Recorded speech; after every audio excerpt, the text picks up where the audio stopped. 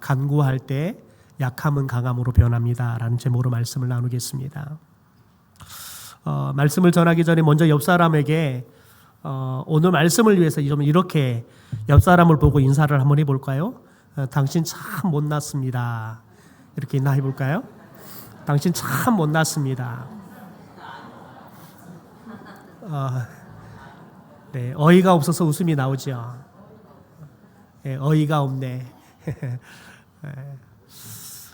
여러분, 사람들은 누군가가 나에게 못났다, 야, 너 잘하는 게 뭐냐, 누군가가 나를 무시하고 나의 약점을 지적하고 그런 것을 참 견디지 못하죠. 그래서 힘들어합니다. 여러분, 그래서 많은 사람들은 자신의 못남들을 어떻게 하든지 만회하기 위해서 어떻게 하면 내가 더 잘난 사람이 될 수 있을지 열심히 공부를 하기도 하고, 또 열심히 자격증을 따기도 하고, 돈을 열심히 벌기도 하지요. 또 어떤 사람은 좋은 차를 사서 내가 이 정도의 차를 타는 사람이야 라고 자랑하기도 하지요. 여러분, 우리들은 남들보다 어떻게 하면 더 뛰어나야 된다는 생각들을 갖고 있지요. 더군다나 우리 자녀들을 향해서는 어떻게 하면 나보다 우리 자녀들은 더 나은 삶을 살았으면 좋겠다라는 생각을 가지고 정말 뼈까지 갈아서 우리 자녀들의 교육에 힘을 쓰는 게 우리 한국 부모님들 아니겠습니까? 여러분, 그런데 한국 부모님들이 자녀들에게 나보다 더 나은 삶을 살게 하기 위해서 애쓰고 또 애쓰고 또 애쓰는데 가만히 보면 그 방향이 과연 맞을까라는 생각을 합니다.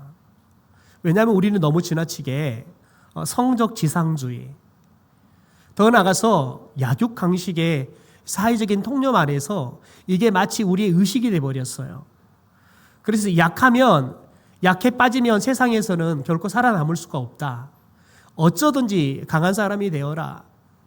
저만 아이들을 키우면서 운동을 가르쳤습니다. 태권도를 둘 다 중3까지 가르쳐서 다 4단입니다.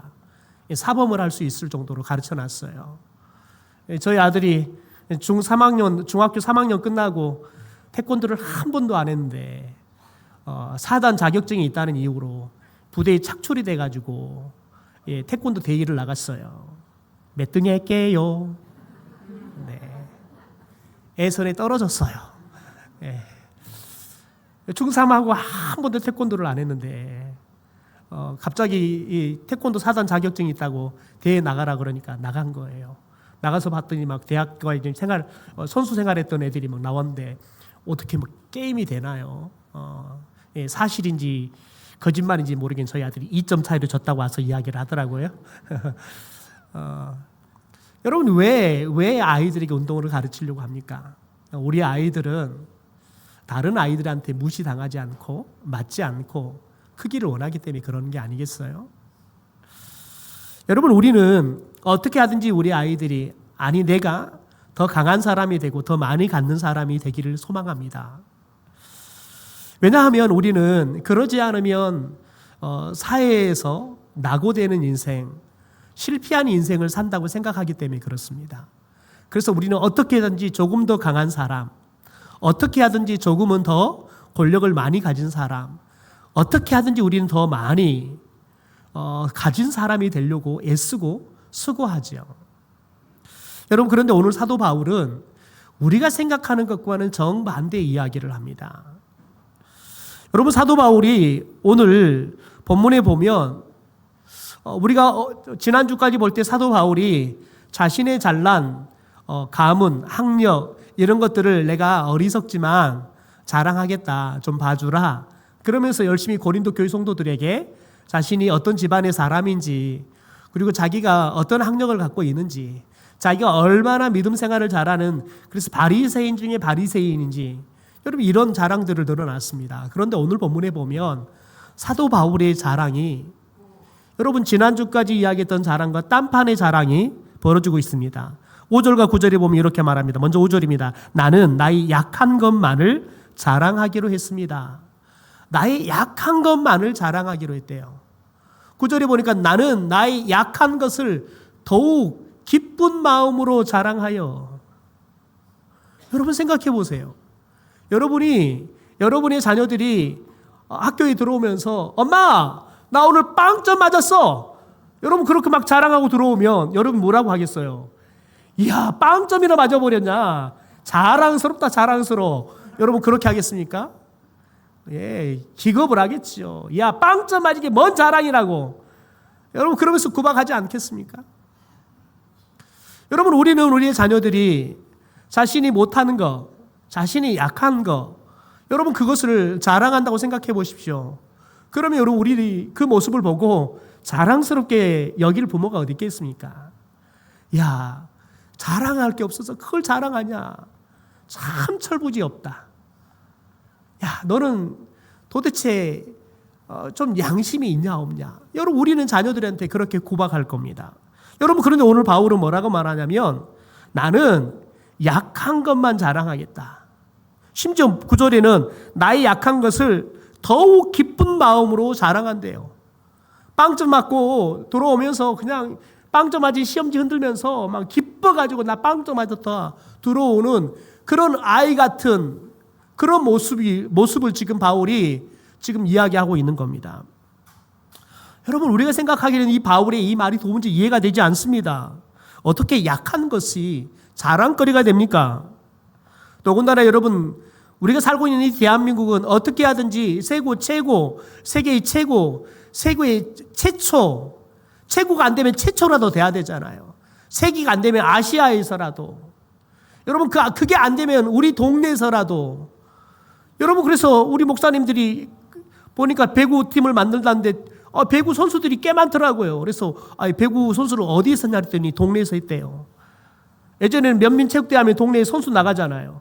그러니까 동네에서 배구 선수했다고 내가 그래도 배구계는 했다고 그리고는 배구 선수로 나오는데 뛰는 걸 보니까 눈은 따라가는데 몸이 안 따라가요. 몸은 가고 나면 이미 공은 떨어져서 저 뒤로 가고 없어요. 그런데 여전히 자기가 배구 선수라고 그 다음에 또 나와요. 그 다음에는 더 못 따라가요. 여러분 그런데 어떻게 하든 내가 배구 선수다라는 걸 자랑하려고 해요. 여러분 그게 사람의 마음이에요.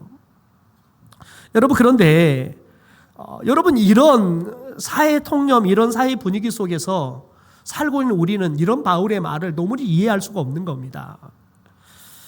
여러분 그래서 오늘 이 바울의 이 말씀을 통해서 저와 여러분이 왜 바울이 약한 것을 자랑한다고 하는 건지 이 약한 것들이 어떻게 하면 강함으로 변할 수 있는 건지 이 부분을 말씀을 좀 같이 나누려고 합니다. 첫 번째, 우리는 자신의 약함을 인정해야 합니다.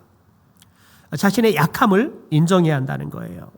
5절에 보면 바울은 이런 고백을 합니다. 내가 이런 사람을 위하여 자랑하겠으나 나를 위하여는 약한 것들 외에 자랑하지 아니하리라. 여러분 지금 바울은 자신의 약점, 다른 표현하면 육체의 가시, 여러분 심지어 그걸 뭐라고 말하냐면 사탄의 사자라고 말하는 그 약점을 자랑한다라고 이야기해요. 그걸 여러분 사람들에게 드러낸다는 거지요. 자신의 치부입니다. 자신의 약점이지요. 저와 함께 목회했던 목사님 중에서 키가 저보다 훨씬 적으신 분이 계십니다. 몸은 굉장히 예수한 분이 계십니다. 그런데 그분이 정상적인 그런 목회를 잘 시도를 안 하세요. 그래서 기관에 들어가서 자꾸 목회를 하려고 해요. 그래서 제가 물었어요. 이 목사님은 제가 보기에는 정말 좋은 말씀을 전하는 능력도 있고 사람들을 정말 가슴으로 대할 줄 아는 그런 목자의 가슴도 갖고 있고 더 나아가서 말로 사람들을 위로하고 세우는 일도 너무너무 잘하는데 그래서 교회의 사역을 너무너무 잘할 수 있는 모든 조건을 갖고 있는데 왜 자꾸 전통교회에서의 목회를 하지 않고 기관에서 목회를 하려고 합니까? 질문했더니 그분이 이렇게 이야기하는 거예요. 목사님 저 봐보세요. 누가 저를 담임 목사를 뽑겠어요.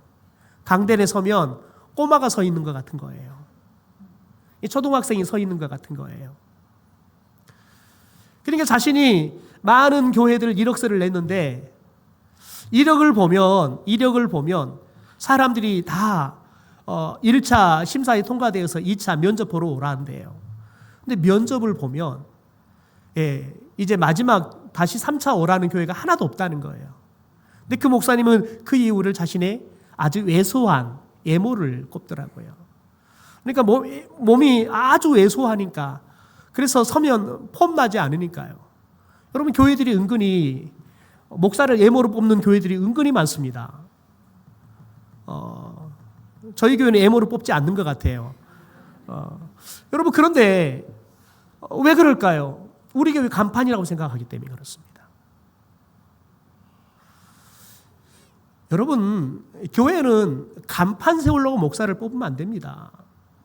우리 영혼이 살기 위해서, 우리 영혼을 살찌워주고 우리 영혼을 돌봐줄 수 있는 건강한 목사를 뽑아야죠. 여러분, 그런데 간판이 그럴싸한 목사를 뽑아놓으면 여러분, 그럴싸하게 살려고만 해요. 여러분, 그런데 교회들은 그럴싸하게 목사 저쳐도 폼나는 목사, 여러분, 그런 목사를 뽑으려고 하지요. 그래야지 내가 자랑거리고 우리 교회 자랑거리가 있으니까요. 여러분, 그런데 바울은 자신의 약점만을 내가 자랑하겠다, 그 외에는 내가 자랑하지 않겠다라고 이야기합니다. 여러분, 가만히 생각해 보십시오. 약점이 없는 사람이 어디 있습니까? 여러분, 미스 코리아도 자신의 외모에 대해서 분명한 약점이 있는 게 있습니다. 자신의 여러분 외모를 다 만족하는 미스 코리아는 단 한 사람도 없습니다. 왜냐하면 미스 코리아끼리 어울리는데 여러분 다 어울려 보면 그래요. 저 사람을 보면 눈이 나보다 예쁘고, 저 사람을 보면 코가 나보다 예쁘고, 그러니까 같이 모여서 있으면 자기가 제일 못난 사람이 되는 겁니다.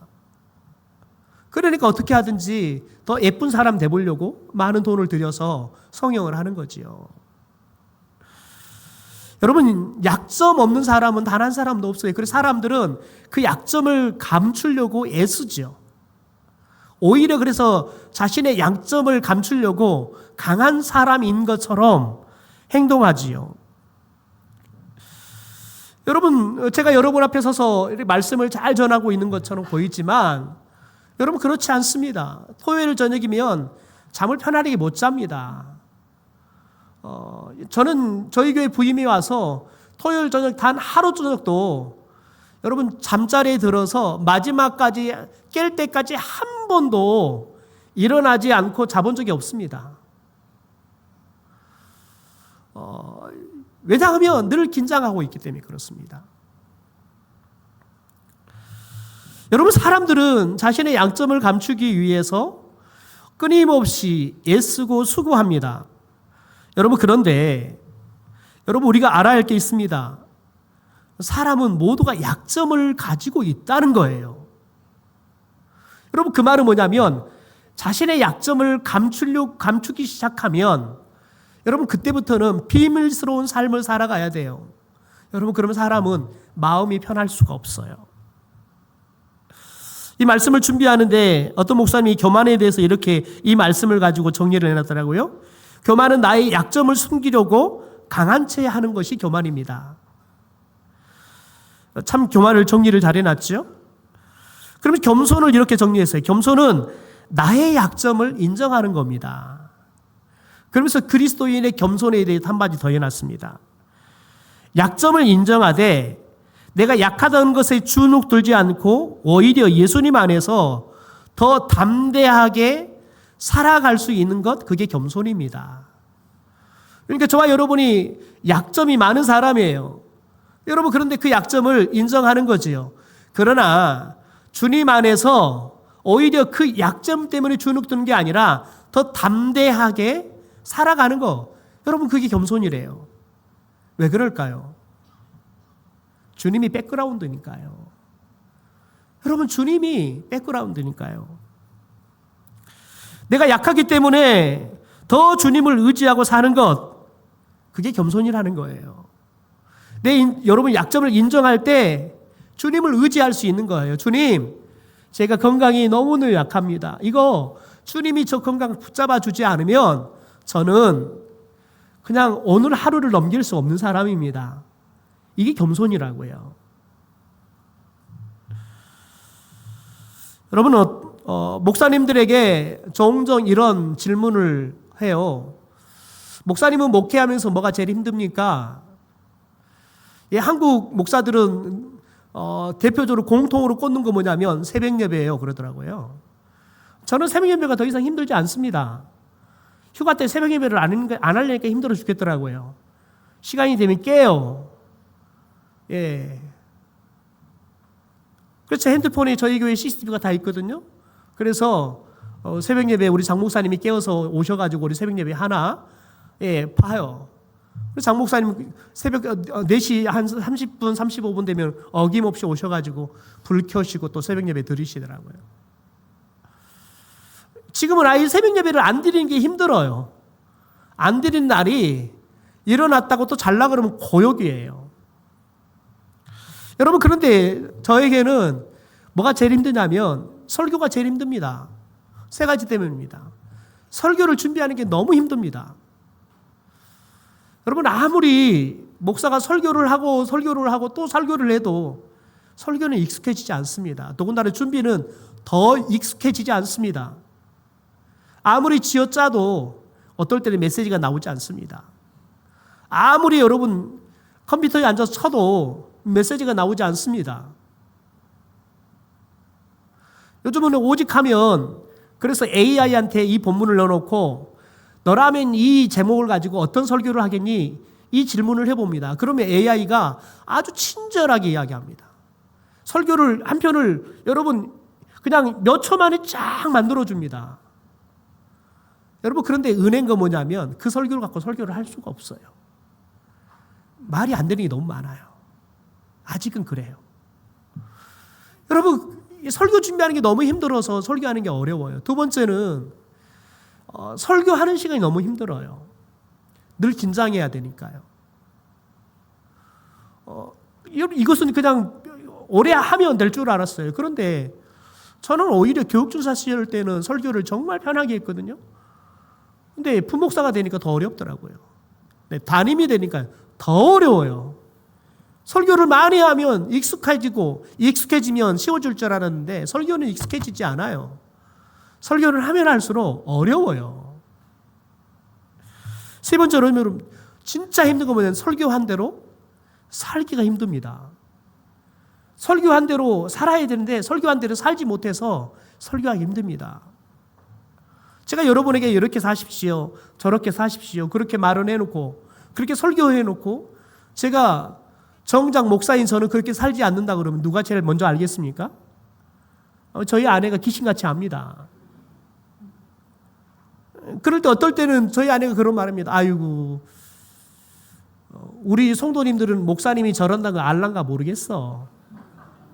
예, 그런 농담을 합니다. 농담인지 진담인지 모르겠습니다. 여러분 울음소리를 보니까 진담같이 들려요. 예, 갑자기 충격이 확 오는데요. 예, 설교한 대로 살지 못하기 때문에 정말 힘듭니다. 왜 사람은 자기가 말을 해놓고 자기가 말한 대로 살지 않으면 또 앞에 서서 말한다는 게 저도 양심이 있는데요. 쉽겠습니까? 어렵죠. 여러분, 그러니까 주일 새벽이면 더 온전히 더 간절해집니다. 어떨 때는 잠자다가 기도하기도 합니다. 꿈속에서 기도하기도 합니다. 여러분, 이게 어려움이에요. 힘듦이에요. 여러분, 그런데 이걸 진솔하게 그냥 드러내야 돼요. 그래야지 여러분 저도 자유함이 있어요. 그래야지 저도 자유함이 있고 저도 편해지는 거지요. 그 편함이라는 게 잠깐이지만. 여러분은 어떻습니까? 여러분은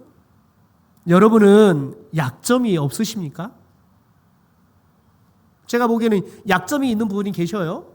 예배 드릴 때마다 교회만 오시면 주무시는 분이 계시잖아요. 우리 중고등부 아이들, 제가 요즘 중고등부 설교하면서 말씀 안 읽으면 한 놈이라도 안 읽으면 수습합니다. 다시 한 놈이 안 읽는다. 안 읽으면 한 놈이라도 안 읽으면 나 더 이상 말씀 안 넘어간다. 또 설교하고 있으면은 어느새 또 핸드폰이라고 머리쳐 박고 앉았습니다. 어떤 애는 지극정성을 다해서 잠을 자시더라고요. 제 설교를 어떻게든 들어보려고, 어떻게 하든 들어보려고 그러더니 결국은 이렇게 주무시고 계시더라고요. 그래서 제가 너무 가련해서 푹 주무셔라. 여러분, 사람은 각자의 약점이 있어요. 그런데 여러분, 저와 여러분이 약점을 하나님 앞에 진솔하게 인정하는 거, 여러분, 그게 저와 여러분이 하나님 앞에 자유를 누릴 수 있는 거예요. 두 번째, 여러분, 하나님께 간구할 때 약함이 강함이 될 수 있습니다. 사도 바울은 8절에 이렇게 말합니다. 이것이 내게서 떠나가기 위하여 내가 3번 주께 간구하였더니, 여러분, 사도 바울은 그게 정확하게 뭔지는 어느 학자도 정확하게 이야기할 수 없습니다. 왜냐하면 기록이 정확하게 남아있는 게 없으니까요. 어떤 사람은 안질이다, 어떤 사람은 간질이다, 뭐 다양한 이야기를 하니까요. 그런데 오늘 말씀에 이 질병을 바울은 얼마만큼 이야기하냐면 사탄이 주신 것이다라고 이야기할 정도예요. 사탄이 보낸 사자다라고 이야기할 정도라고요. 자신의 육체에 박혀있는 가시다라고 이야기할 정도로. 여러분, 그래서 이걸 위해서 3번 기도했대요. 3번 간구했대요. 간절히 기도했대요. 여러분, 3번 했다는 것은 3번만 했다는 말이 아니에요. 그가 할 수 있는 최선을 다해서 기도하고 또 기도하고 또 기도했는데, 하나님이 자신의 기도에 대해서 응답해 주시는 겁니다. 여러분, 저와 여러분이 약점을 인정하고 하나님 앞에 기도한다는 것은 무엇을 의미하냐면, 여러분, 기도는 내 한계를 하나님 앞에 인정하는 거예요. 동시에 하나님의 전능성을 인정하는 거예요. 저와 여러분이 하나님이 내가 기도하면 나를 낳을 수도 또한 응답해 줄 수도 있는 능력이 있는 분이라는 것을 믿어야지만 기도할 수 있는 거예요. 그러니까요, 여러분, 기도할 수 있다는 것은 내가 가지고 있는 약점의 한계를 인정한다는 것고, 동시에 하나님의 전능성을 우리가 인정한다는 거예요. 여러분, 그래서 저와 여러분이 하나님 앞에 기도할 때, 하나님, 제가 이게 너무너무 약합니다, 진솔하게 기도하는 거지요. 여러분, 그런데 우리들이 흔히들 자신의 약점을 가지고 기도할 때 그렇게 기도합니다. 하나님, 이 약점을 하나님께서 강점으로 좀 변화시켜 주십시오, 강하게 해 주십시오라고 기도합니다. 바울도 아마 그렇게 기도했던 것 같습니다. 바울도 하나님, 이 육체의 가시를 좀 빼주십시오, 그렇게 기도했던 것 같습니다. 자신의 약점이 강점이 되게 해달라고 하나님 앞에 기도했던 것 같습니다. 여러분, 그런데 오늘 말씀을 보면 하나님께서는 바울의 그 기도를 기뻐하지 않으셨습니다. 그래서 들어주신 응답이 뭐냐면 내 은혜가 내게 족하다는 거예요. 지금 육체의 가시가 있어서 나를 괴롭히는 그게 하나님의 은혜래요. 참, 하나님은 어이없는 말씀을 하세요. 어떻게 여러분, 내 육체의 가시가 은혜예요. 여러분, 그런 게 은혜라면 하나님의 은혜 여러분 받고 싶습니까? 안 받고 싶습니까? 왜? 받고 싶은 사람은 아무도 없을 거예요. 질병이 하나님의 은혜라 그러면 누가 여러분 질병을 받고 싶겠습니까? 그런데 하나님은 응답이 뭐냐면 내 은혜가 내게 족하다라는 거예요. 여러분, 오늘 바울의 여러분 이 말씀을 가지고 우리가 생각해 볼 수 있는 건 뭐냐면, 여러분, 저와 여러분이 우리의 약함을 가지고 하나님, 제 약함을 강하게 좀 바꾸어 주십시오, 나의 이 질병을 고쳐 주십시오, 여러분, 이 기도하는 것이 우리의 기도의 목적이 되지 않았으면 좋겠어요. 왜요? 여러분, 저와 여러분이 강해지잖아요. 어떻게 할까요? 강해지면 사람이 변하더라고요. 강해지면 더 이상 기도하지 않아요. 사람이 돈이 생기고요, 권력이 생기고요, 힘이 생기면요, 여지없이 다 타락해요. 여러분, 인류 역사 이래 권력을 가진 사람이 타락하지 않은 사람은 없어요. 다 타락해요. 여러분, 그게 권력의 속성 아니겠습니까? 여러분, 그런데 여러분, 하나님께서 우리에게, 저와 여러분이 이 약함이 강함으로 바뀌는 것, 그게 우리의 기도가 되기를 원치 않으신다는 거예요. 우리가 강해지면 오히려 그것 때문에 하나님의 은혜를 상실한 삶을 살 수 있기 때문에 그렇습니다. 여러분, 중세시대 때 교회가 가장 큰 힘을 가진 시절을 보냈습니다. 지금도 여러분 유럽을 가면 대부분의 성전들, 대부분의 성당 이런 것들이 언제 지어진가 하면 중세시대 때 지어진 것들이 많습니다. 여러분, 그런데 중세시대 때 교회가 돈을 많이 갖고 힘을 갖기 시작하니까요, 어떤 일을 벌였냐면 십자군을 만들어서 군대를 만들어가지고 이슬람들을 다 퇴출시키겠다고 전쟁을 해요.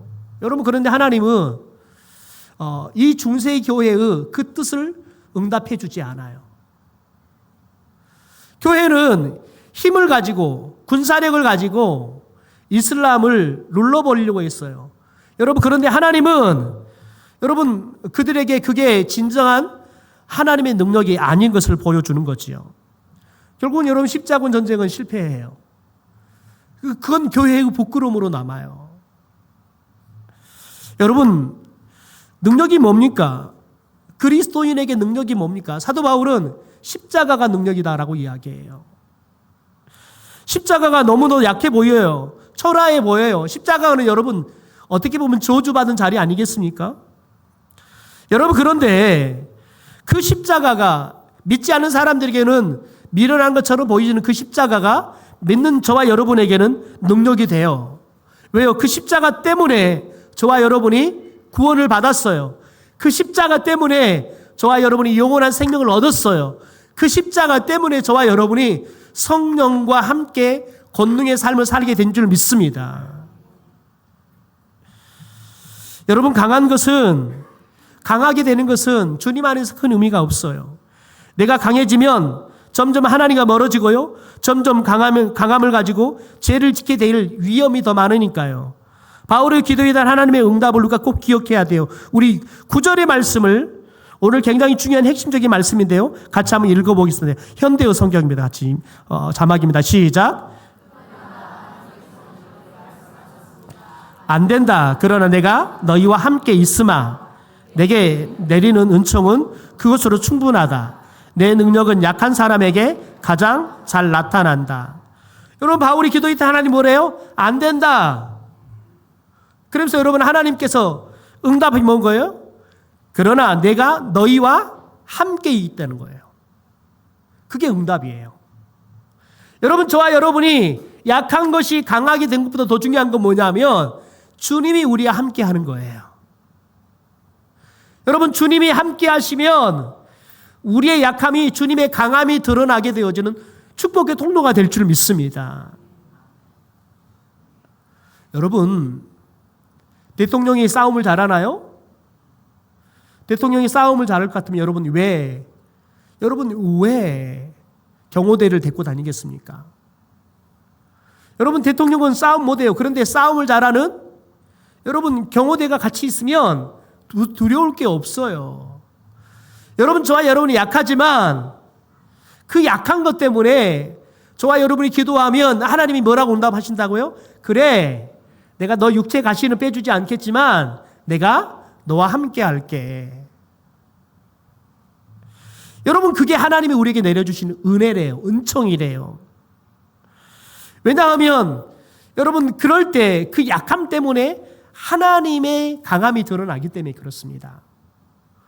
여러분, 그러니까 저와 여러분이 약하기 때문에 약하게 사는 것이 아니라 여러분, 그 약함 때문에 우리가 기도하면 전지전능하신 하나님이 우리와 함께 하세요. 그분의 강함이 그 약함을 통해서 우리의 삶 가운데 나타날 줄 믿습니다. 세 번째, 여러분, 약함을 기뻐할 때 약함이 강함이 될 수 있다라고 말합니다. 우리 9절의 말씀, 9절 10절 말씀을 같이 한번 읽어보겠습니다. 시작. 그러므로 도리어 크게 기뻐함으로 나의 여러 약한 것들에 대하여 자랑하리니. 죄송합니다. 말씀이 잘못 나오는데, 네, 중간에 나와 있죠? 네, 중간에 그러므로 그것도 있죠. 시작. 그러므로 도리어 크게 기뻐함으로 나의 여러 약한 것들에 대하여 자랑하리니 이는 그리스도의 능력이 내게 머물게 하려 함이라. 그러므로 내가 그리스도를 위하여 약한 것들과 능욕과 궁핍과 박해와 권고를 기뻐하노니 이는 내가 약한 그때 강함이라. 여러분, 바울은 자신이 원하는 대로 되지 않았어요. 하나님이 안 된다 했어요. 근데 그는 크게 기뻐한대요. 왜요? 뭘 깨달았냐면 하나님이 나와 함께 한다는 걸 깨달은 거예요. 내 약함이, 이 약함 때문에 하나님이 나와 함께 하신다는 걸 안 거예요. 그러니까 여러분, 약함이 어때요? 기쁨이 되는 거예요. 기쁨이 되는 거라고요. 제가 만났던 한 집사님은 큰딸이 자폐예요, 자폐. 여러분, 그런데 그 자폐 때문에 온 가족들이 정말 어려움을 당해요. 그 여자 집사님의 팔들은 나만한 게 없어요. 팔에가 늘 딸이 물어가지고 상처투성이에요. 여러분, 그런데 그 딸 때문에 편안한 삶을 살 수가 없어요. 잘 다니는 직장도 그만둬야 되고요. 여러분, 이 딸이 커서 학교를 가야 되는데 갈 수가 없어요. 가면 날마다 막 수업을 할 수 없도록 소리치고 막 난리를 하니까 갈 수가 없는 거예요. 학교를 보내도 같이 가야 돼요. 그래서 학교도 1년 늦게 보내고, 학교를 보내놔도 학교에 연락이 올까 봐 가슴 조마조마하며 살아야 돼요. 교회를 놔도 골칫덩어리인 거예요. 그리고 그분이 자신의 딸 때문에 자신이 그 딸만 교회 학교 보내놓고 자기는 예배를 드리러 가면 괜히 예배를 망칠 것 같아서 제게 그런 제안을 냈어요.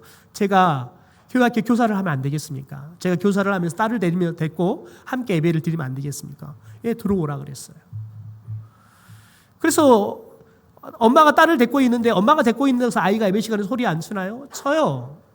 그래서 제가 아이들한테 그 아이에 대해 설명을 해줬어요. 얘들아, 우리 누구는 자폐증이라는 병을 갖고 있어. 근데 이 자폐증은 우리 전체 분위기를 잘 몰라. 그리고 우리야 이렇게 대화도 안 돼. 그리고 자기 감정도 컨트롤이 안 돼. 그러니까 언제 소리를 쳐야 될지, 언제 얌전히 있어야 될지 이런 게 안 돼. 이 친구가 아프니까 우리가 예배 시간에 소리를 쳐도 우리가 관여 안 했으면 좋겠어. 아, 친구가 또 아프구나. 그리고 우리는 예배에 집중했으면 좋겠어. 여러분, 아이들은요, 설명을 해주잖아요. 이해가 되면요, 아이들은요 정말 말을 잘 따라요. 아이가 예배 시간에 소리쳐도 아이들은요 예배야, 찬송이에요. 여러분, 그런데 그분이 만나고 보니까 글재주가 있더라고요. 그래서 제가 매주마다 설교 전에 도입 부분을 선생님들과 재밌는 당시에 아주 유명한 개그 그런 코드를 가지고 도입 부분들을 극을 만들었어요. 그리고는 극을 매주마다 선생님들과 연습을 하고 하는 거예요. 여러분, 그런데 글 쓰는 게 어려워요. 네, 여러분, 그분이 탁월하게 잘하는 거예요. 그래서 여러분, 그분 때문에 선생님들이 설교 전에 도입 부분을 함께 매주마다 그걸 준비해서 하는데 아이들이 그것 때문에 너무너무 예배를 좋아하는 거예요. 설교를 너무너무 잘 듣는 거예요. 여러분, 그것 때문에 그분이 뭘 깨달았냐면, 아, 나에게 글 쓰는 재주가 있구나, 그걸 알게 된 거예요. 그러면서 그분이, 아, 나는 이 아동부 예배 올 때 우리 딸이 예배 드려서 방해되니까 조금이라도 방해가 덜 되도록 도우려고 왔는데 정작 그분 때문에 예배가 살아나는 거예요. 여러분, 그렇다고 해서 딸이 여전히 약한 부분이 없어지냐? 아니에요. 오히려 그분은 그 딸 때문에 자신의 은사를 발견하고 그 딸 때문에 자기가 이렇게 쓰임 받을 수 있던 것 때문에 기뻐하더라고요. 그래서 그분의 기도는 뭐냐면, 하나님, 제가 우리 딸보다 하루는 더 살게 해 주십시오. 그게 기도예요. 우리 딸보다 하루 더 살게 더 해 주십시오. 기도의 그거예요. 여러분, 그런데 그분이 그 딸 때문에 자신도 하나님께 쓰임 받을 수 있다는 걸 아니까요. 여러분, 그게 기쁨이 되더라고요. 여러분, 하나님은 저와 여러분에게 기쁨을 주시기를 원하십니다. 뭘 통해서요? 약점을 통해서요. 저와 여러분이 그 약점을 기뻐하기 시작하잖아요. 그러면 그 약점은 하나님의 손에 붙잡혀서 하나님의 강함이 되어지는 역사가 일어나게 될 줄 믿습니다.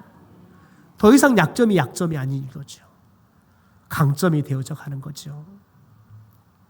여러분, 그러므로 저와 여러분이 자신의 약점을 주님 안에서 여러분 자랑하고 그걸 가지고 기도하고 그것 때문에 저와 여러분이 하나님 앞에 쓰임 받을 수 있고 하나님의 강점이 드러날 수 있는 것 때문에 우리가 기뻐할 수 있는 삶을 살 수 있게 되기를 주님의 이름으로 축원합니다.